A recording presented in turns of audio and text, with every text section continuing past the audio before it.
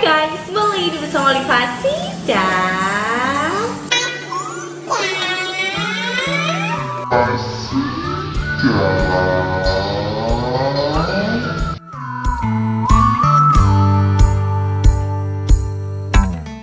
so guys, hari ini Liva udah ada di Ibu Gria Herba Store and Cafe. Jadi ceritanya hari ini Liva bakal mengamati satu-satu khasiat dari produk dari jamu ibu.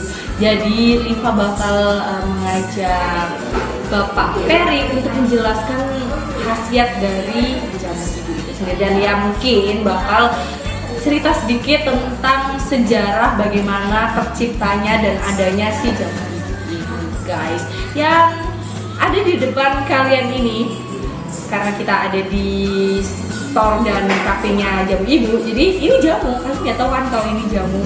Ini enak banget rasanya, sumpah aku nggak tahu ya. Ini beneran, aku nggak bohong, enak. Padahal ini itu jamu.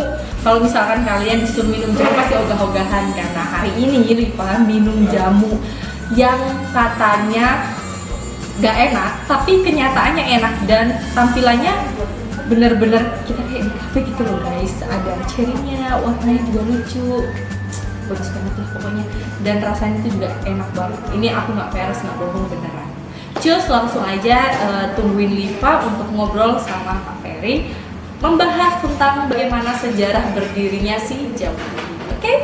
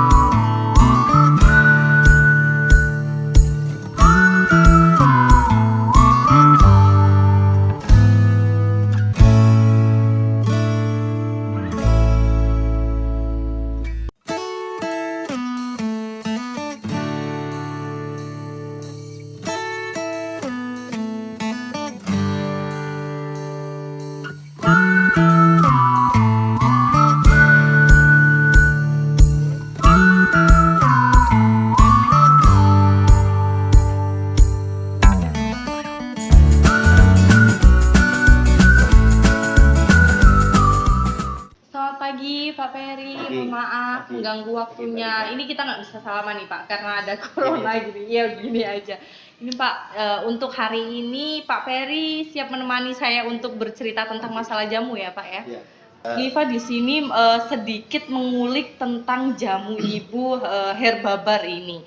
Nah, di sini Liva sedikit ada pertanyaan untuk mengenai sejarah tentang si jamu ibu ini. Boleh ya Pak Ferry ya? Ya, boleh. Pak Ferry, gimana sih sejarah jamu ibu sampai bisa berdiri seperti ini dan kalangan anak muda itu sampai tahu jamu ibu ini dikenal sebagai jamu yang berkhasiat tapi masih bisa diminum anak muda. Gimana sih Pak Ferry sejarahnya?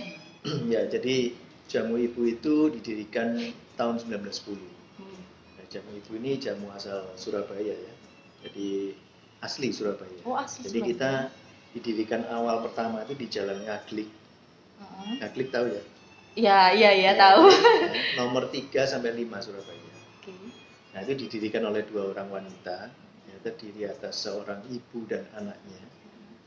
Nah, itu fotonya ada di situ, nanti mungkin bisa dilihat ya.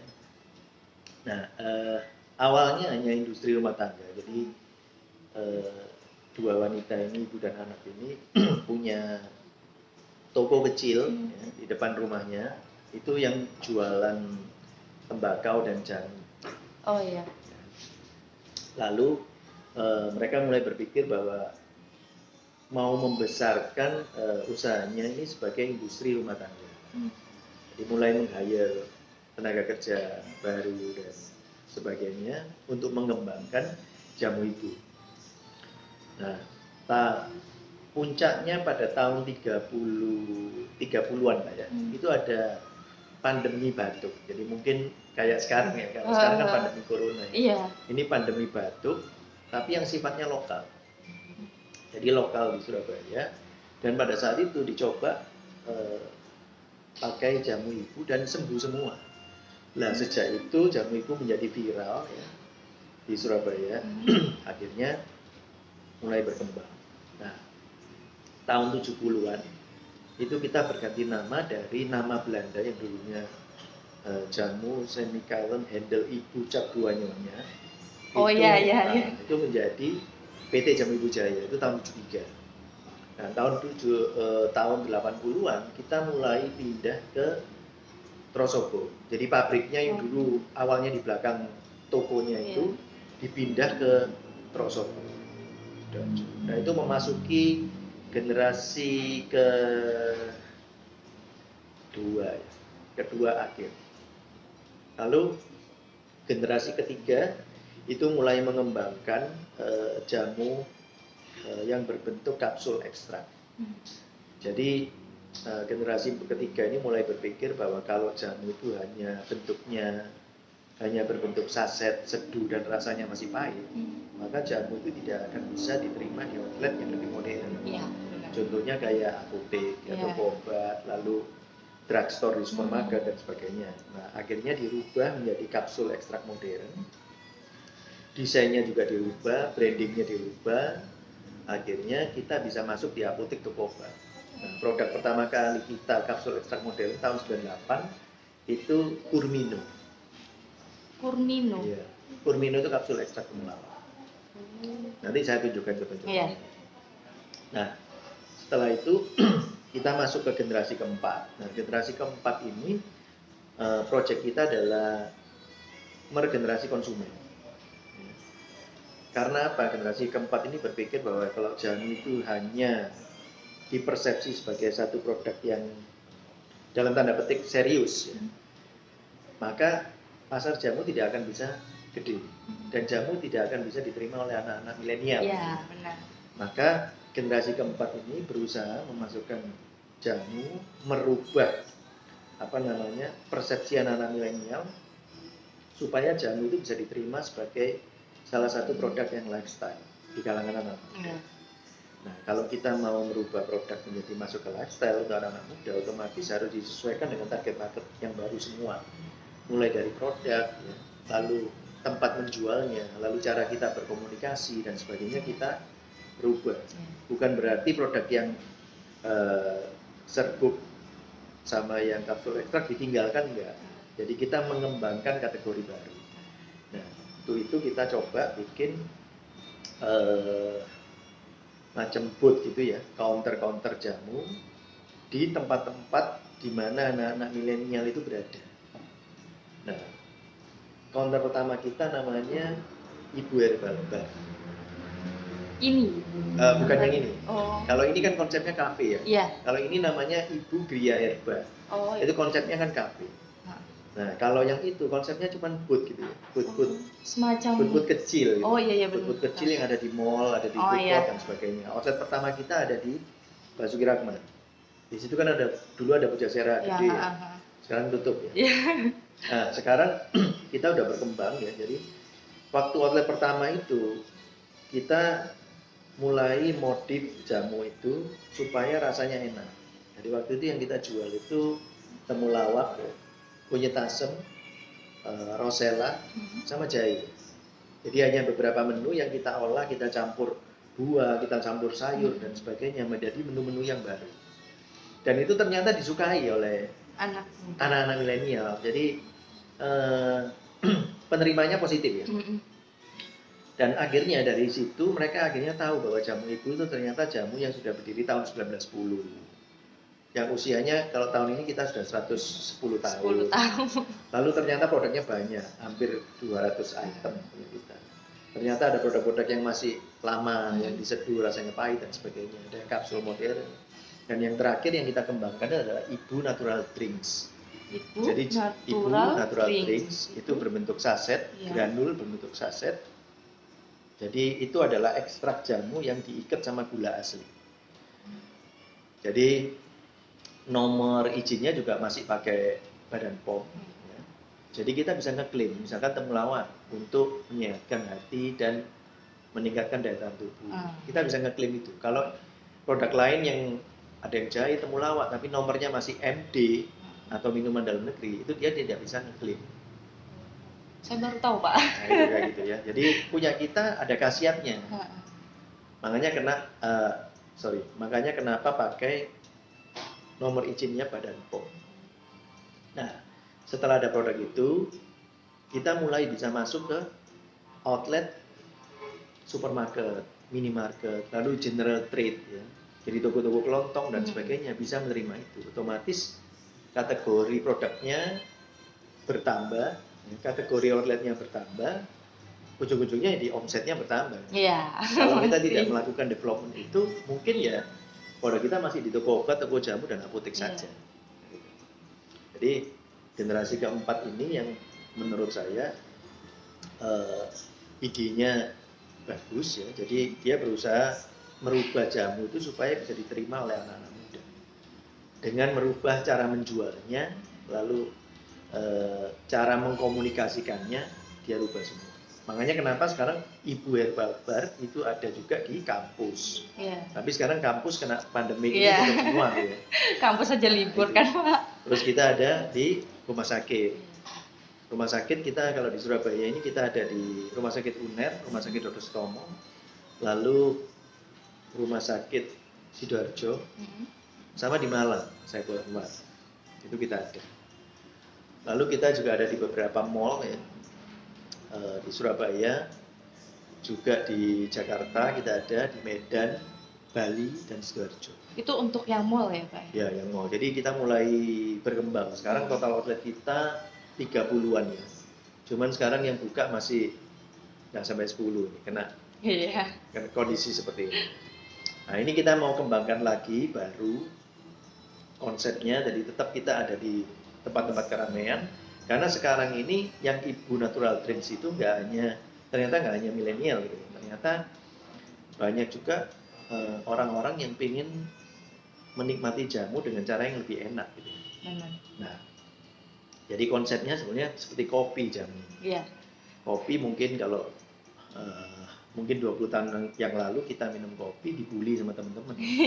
Itu kan minuman orang tua, keren dan sebagainya. Tapi kopi sekarang bisa, jadi lifestyle kan, masuk ke lifestyle. Jadi kita mengharapkan jamu itu bisa seperti itu. Makanya kenapa salah satunya kita buat juga Ibu Gria Herbal. Selain itu kalau di luar kota kita ada beberapa juga, tapi konsepnya kerjasama. Jadi kayak di contoh yang gede ya di Bojonegoro itu ada KDS. Ada KDS ya. Nah itu di dalamnya itu ada Ibu Herbal Bar. Jadi konsepnya kerjasama. Harus mampir saya sana. Nah, memperluas itu. Rumah saya soalnya Bojonegoro. Asal Bojonegoro. Iya. Oh, asal Bojonegoro. Nah, di KDS, jadi mampir di sana. Iya. Kalau di sana itu ketemu Pak Ari. Jadi produk kita ada di supermarketnya, tapi ada juga corner Ibu Herbal Bar. Dan kalau misalkan kita mau cari jamu ibu ini, kita cari di supermarket. Sekarang sudah ada banyak. Nggak perlu di kita Surabaya, harus ke apotek kan? Nggak perlu. Kalau di Surabaya ya hampir rata lah, Jawa Timur lah ya. Karena jamu ibu ini memang distribusinya yang paling rapat itu di Jawa, khususnya di Jawa Timur. Itu ceritanya. Berarti ini kurang lebihnya memang usaha dari keluarga ya, usaha keluarga yang akhirnya sekarang berkembang seperti ini. Ya, family business ya awalnya, tapi sekarang yang family cuma sedikit ya, yang di level pemegang saham saja, tapi yang lainnya itu profesional semua. Oke, untuk pertanyaan selanjutnya Pak Heri, ini kayak ujian aja pertanyaan selanjutnya. Ya, baik Pak. Pak, bisa nggak saya minta tolong untuk disebutkan salah satu produk yang ada di sini untuk formula dari jamu ini apa saja sehingga ini aman untuk dikonsumsi sama anak-anak yang mungkin di sana, yang di luar sana khawatir tentang konotasi kata jamu kan? Jadi gini, jamu itu adalah obat tradisional asli Indonesia. Nah, kalau kita kembali ke sejarah jamu itu apa? Jamu itu adalah produk keraton sebenarnya, jadi produk raja-raja, bukan untuk masyarakat umum awalnya. Jamu itu terdiri dari dua kata, dari jampi dan usodo. Jampi dan usodo baru tahu saya. Jampi itu adalah doa, usodo itu adalah kesehatan. Makanya rumah sakit banyak yang pakai kata husada. Jadi usodo, dari kata usodo. Jadi kira-kira ini adalah produk untuk kesehatan yang disertai dengan doa. Itu kira-kira artinya jamu itu. Nah, jamu itu dulu hanya untuk kalangan keraton. Nah, kenapa kok jamu itu bisa berkembang? Karena kalau dahulu itu kan ada istilah abdi dalam di keraton ya. Abdi dalam ini lihat kalau putrinya kalau sakit tenggorokan misalnya gitu. Ternyata dia cari alang-alang, dikasih alang-alang misalnya gitu. Jadi kalau tubuhnya dalam keadaan panas dikasih herbal yang dingin. Tapi kalau tubuhnya dalam keadaan dingin, kedinginan, dikasih herbal yang menghangatkan. Contoh kalau misalkan kita flu ya, gerges gitu, dikasih jahe kan. Nah, si abdi dalam kan melihat, akhirnya dia juga nanam di rumahnya kan. Gitu. Dia nanam di rumahnya kan. Nah, dia nanam di rumahnya, diterapkan di keluarganya. Akhirnya, ini kok menguntungkan. Akhirnya dia mulai jual kecil-kecilan. Akhirnya menyebar kan. Jadi jamu gendong. Thank you banget yang udah nontonin video Liva dari awal sampai akhir. Jangan lupa untuk di subscribe dan jangan lupa untuk dinyalain loncengnya, jangan lupa untuk nyalain notifikasinya juga ya. Dan jangan lupa juga untuk share media sosial yang kalian punya. Jangan lupa untuk di like, komen di bawah ya. Thank you for watching guys and see you. Bye bye.